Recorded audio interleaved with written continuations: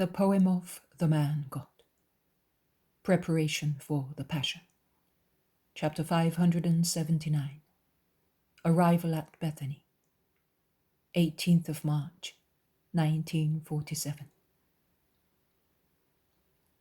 They must have stopped halfway between Jericho and Bethany, because when they arrive at the first houses in Bethany, the last drops of dew are evaporating on leaves and stems in meadows, and the sun is still rising in the vault of heaven.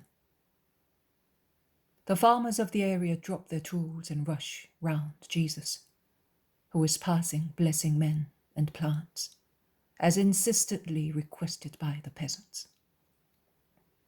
And some women and children come towards him with the first almonds still enveloped in the light silver-green plush of the husks, and with the last blossoms of the late fruit trees. I notice, however, that here, in the area of Jerusalem, probably because of the altitude, or because of the winds blowing from the highest mountain tops in Judea, or I do not know for which other reason, perhaps also because the trees are different, there are many trees still blossoming, and they look like light, white, rosy clouds hanging over the green meadows. The tender vine leaves quiver under the high tree trunks, like large butterflies of a precious emerald hue, tied to the rough vine shoots. While Jesus stops at the fountain, which is situated where the country ends and the village begins, and he is respectfully greeted by almost the whole population of Bethany, Lazarus arrives with his sisters, and they prostrate themselves before their Lord. Although little more than 2 days have gone by since Mary left her master, she seems not to have seen him for ages. So untiring she is in kissing his dusty feet in his sandals. "Come, my Lord, our home is awaiting you to rejoice at your presence," says Lazarus, standing beside Jesus, while they proceed slowly, as the crowds allowed them to do. The people, in fact, throng round him, and the children cling to Jesus' garments and walk in front of him, with their heads raised, looking at him, so that they stumble and make him stumble, so much so that Jesus first, and then Lazarus and the apostles pick up the smaller ones in their arms to be able to walk faster. At the junction with the lane leading to Simon Zealot's house, there is Mary with her sister-in-law, Salome and Susanna. Jesus stops to greet his mother, and then he goes on as far as the large, wide, open gate, where Maximinus, Sarah, and Marcella are, and behind them all the many servants of the house, beginning with those employed in the house and ending with those working in the fields.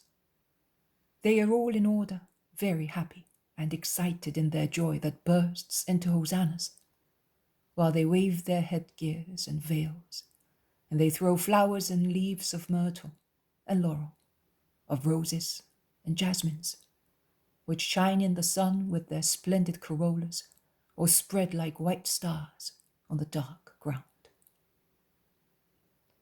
The scent of plucked flowers and trodden aromatic leaves rises from the ground, warmed by the sun.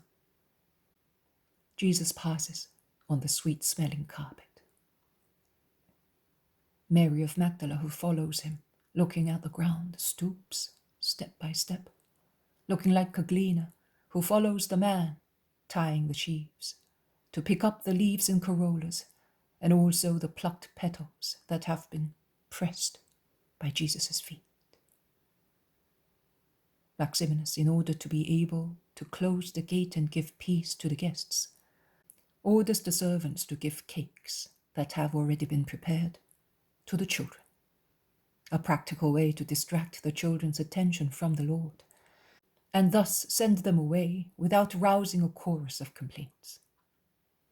And the servants carry out the order, taking out into the street baskets full of small cakes decorated with white, brown almonds. And while the little ones crowd there, Other servants push back the adults, among whom there is still Zacchaeus and his 4 friends, Joel, Judas, Eliel, and Elkanah, and others whom I do not know, because they are all covered with veils to protect themselves from the dust raised by a rather heavy wind and from the sun, which is already strong. But Jesus, who is already far ahead, turns round and says, "Wait, I have something to tell some of you." And he goes towards Johanna's brothers, and he takes them aside, saying, "Please, go to Johanna and tell her to come to me with all the women who are with her, and with Annalea, the disciple from Ophel. Tell her to come tomorrow, because the Sabbath begins at sunset tomorrow, and I want to spend it with my friends of Bethany in peace." "We will tell her, Lord, and she will come." Jesus dismisses them, and he goes to Joel. "You will tell Joseph and Nicodemus that I have come, and that on the day after the Sabbath I will enter the town." "Oh, be careful, Lord," says the good scribe anxiously. "Go and be strong. He who follows justice and believes in my truth must not be afraid, but he must rejoice, because the accomplishment of the ancient promise is about to take place." I will run away from Jerusalem, Lord. I am a man of delicate constitution, as you can see, and you know, and I am laughed at because of that. I could not stand any. Your angel will guide you. Go in peace. Shall I see you again, Lord? Of course you will see me again. But until you see me again, consider that your love has given me so much joy in the hours of sorrow. Joel takes the hand that Jesus had laid on his shoulder and presses it against his lips. Through the thin veil of his headgear, kisses, and tears descend upon Jesus' hand. He then goes away, and Jesus goes to Zacchaeus. "Where are your friends?" "They remained at the fountain, Lord. I told them to stay there." "Join them and go with them to Bethphage, where my earliest and most faithful disciples are. Tell Isaac, their chief, to spread through the town and inform all the groups of disciples that the morning after the Sabbath, about the 3rd hour, I will pass through Bethphage and enter Jerusalem, and I will go up to the temple in a solemn way. Tell Isaac that this information is for the disciples only. He will understand what I mean." "I understand as well, Master. You want to surprise the Judeans so that they may not be able to hinder your entrance." "Exactly. So do as I told you. Remember that I am entrusting you with a confidential task. I am making use of you and not of Lazarus." "And that tells me how your kindness to me is incommensurable. I thank you, Lord." He kisses the Master's hand and goes away. Jesus is about to go back to his hosts, but from the gate from which the last people are coming out, pushed by the servants, a young man departs and runs towards Jesus, throwing himself at his feet and shouting, "A blessing, Master! Do you recognize me?" raising his head, which is not veiled. "Yes, you are Joseph named Barnabas, the disciple of Gamaliel, and you came to meet me near Giscala." "And I have been following you for many days. I was at Shiloh, on my way from Giscala, where I had gone with the rabbis while you were absent, and where I remained studying the rows until the month of Nisan. I was at Shiloh when you spoke, and I followed you to Lebanon and to Shechem, and I waited for you at Jericho, because I had heard that you—" He suddenly stops as if he realized that he was about to say what he was not to mention. Jesus smiles kindly and says, "The truth bursts out impetuously from sincere lips, and it often flows over the dams that prudence places before people's mouths. But I will complete your thought, because you had heard from Judas of Kerioth, who remained at Shechem, that I was going to Jericho to join my disciples and give them my instructions. And you were there to wait for me without worrying about being seen, about wasting your time and being away from your master, Gamaliel. He will not reproach me when he learns that I delayed in order to follow you. I will take him your words as a gift." Oh, Rabbi Gamaliel does not need words. He is the wise rabbi of Israel. Yes, no other rabbi can teach him anything of what is ancient. Nothing, because he knows everything that is ancient. But you can. You have new words, full of the fresh life of what is new. Your word is like the sap of springtime. That is what Rabbi Gamaliel says. And he adds that the wisdom by now, covered with the dust of ages, and thus dry and dull, becomes lively and bright when your words explain it. Oh, I will take him your words. And my greetings. Tell him to open his heart, his intellect, his sight, his hearing, and his more than 20-year-old question will be answered. Go. God be with you.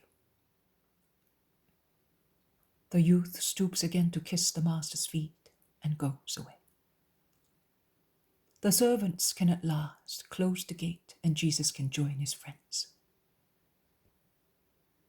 I took the liberty of inviting the women disciples here for tomorrow, says Jesus, standing beside Lazarus, on whose shoulder he lays his arm. You did the right thing, Lord. My house is yours, as you know.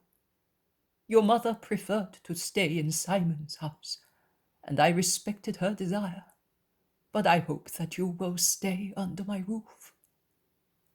Yes, I will. Although, also the other house is your roof.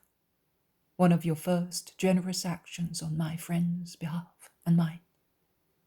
How many of them you have done, my dear friend. And I hope I shall be able to go on doing them for a long time. Although that is the wrong word, wise master. I am not being generous to you. You are being generous to me. I am the debtor. And if before the treasures you have given me I lay a farthing for you, what is my miserable gift as compared with your treasures? Give, and it will be given to you, you said. A shaken and pressed measure will be poured on your lap, and you will receive 100-fold of what you have given. You say, I received 100-fold of 100-fold, even when I had not given you anything. Oh, I remember our first meeting. You, the Lord and God, whom seraphim are not worthy to approach, came to me when I was all alone and distressed, closed in here, in my sadness. You came to Lazarus, the man shunned by everybody except Joseph and Nicodemus, and my faithful friend Simon, who, from his sepulchre of a living being, did not cease to love me. You did not want my joy in seeing you to be perturbed by the corrosive splashes of the world's contempt. Our first meeting. I could repeat all the words you spoke then.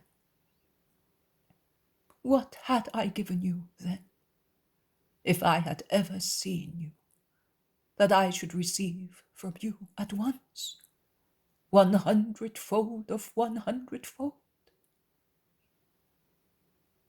Your prayers to our Most High Father, ours, Lazarus, mine, yours.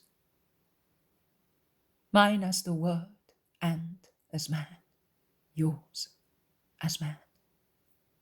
When you prayed then with so much faith, were you not already giving me your whole self? So you can see that, as it is fair, I gave you 100-fold of what you were giving me. Your goodness is infinite, Master and Lord. You reward in advance, and with divine generosity, those whom your thought acknowledges as your servants, even before they realize to be such. My friends, not my servants. Because really, those who do the will of my Father and follow the truth that he has sent are my friends, not my servants. Even more, my brothers, as I am the first to do the will of the Father. So whoever does what I do is my friend, because only a friend does spontaneously what his friend does. May it be so forever between you and me, Lord. When are you going to town? The morning after the Sabbath. I will come as well. No, you will not come with me. I will tell you why. I have other things to ask of you. As you wish, Master. I have to speak to you as well. We shall speak. Do you prefer to spend the Sabbath among ourselves, or can I invite our mutual friends? Please do not invite anybody. I am anxious to spend these hours in prudent, peaceful friendship with you alone, without any constraint of thought or formality, in the kind freedom of one who is among such dear friends as to feel at home.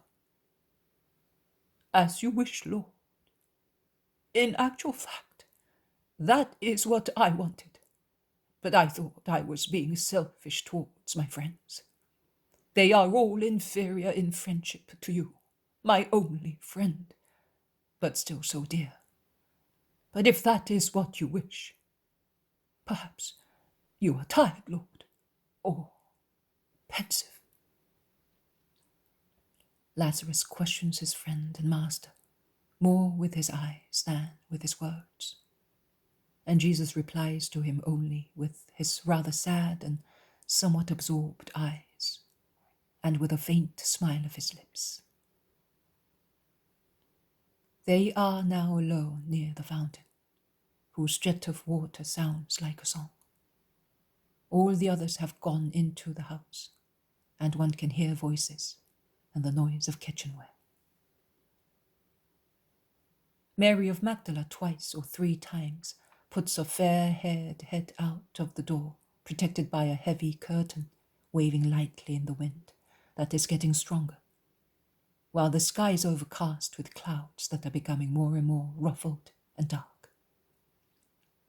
Lazarus raises his head, scanning the sky. I think we are going to have a storm, he says, and he adds, it will help the obstinate buds to open, as they have much difficulty in doing so this year. Perhaps the late severity of the weather has delayed the shoots. Also, my almond trees have suffered and much fruit has been lost. Joseph was telling me that one of his kitchen gardens outside the judicial gate appears to be completely unfruitful this year. The trees are restraining the buds as if they had been laid under a spell, so much so that he is undecided whether he should leave them or sell them as firewood. Nothing, not one blossom.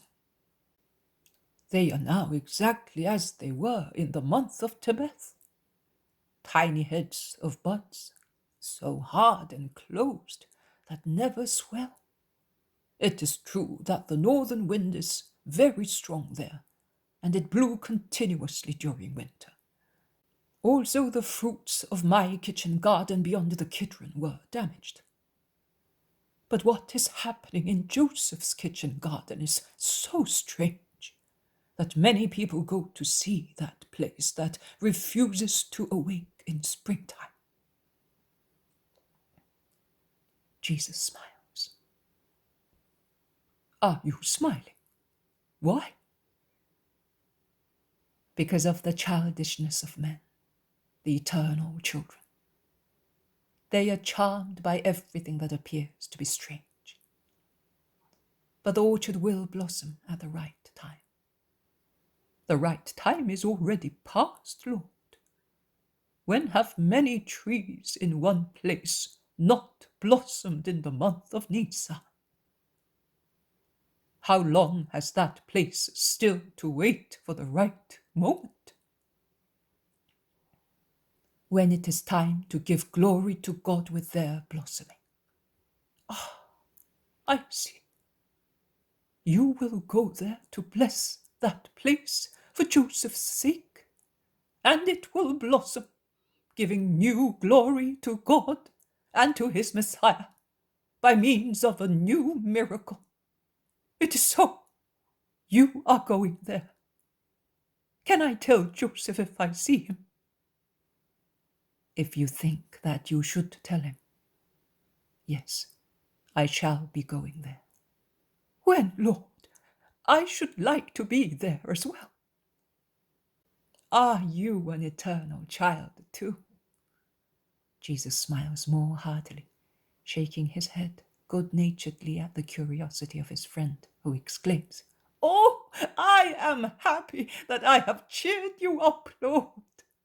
I once again see your face bright with a smile, as I had not seen for a long time. So, shall I come? No, Lazarus. I shall need you here on Preparation Day." "Oh, but on Preparation Day we attend only to Passover. You, Master, why do you want to do something for which you will be rebuked? Go there some other day." "I shall be compelled to go in there, just on Preparation Day. But I shall not be the only one to do something which is not in preparation for the old Passover. Also the most severe people in Israel, such as Helkai, Doris, Simon, Sadok, Ishmael, and even Caiaphas and Annas, will do entirely new things." "So is Israel going mad?" "You have said it." "But you... Oh, here is the rain. Let us go into the house, Master. I am worried. Will you not explain to me?" "Yes. Before leaving you, I will tell you. There is your sister coming with a heavy cloth, as she is afraid we might get wet.